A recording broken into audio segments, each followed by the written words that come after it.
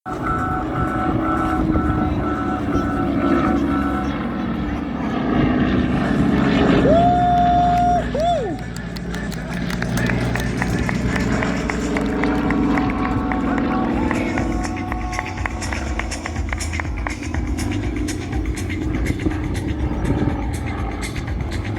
figūru varētu nosaukt arī trešais liekas. Bet, kā jūs saprotat, bez tā trešā nebūtu šova.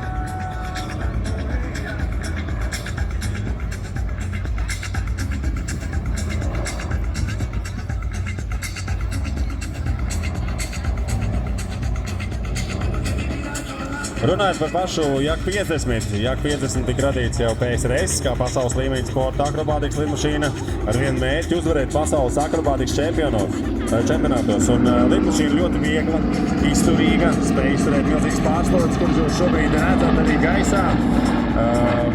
360 zirgi, it kā liekas, nu kas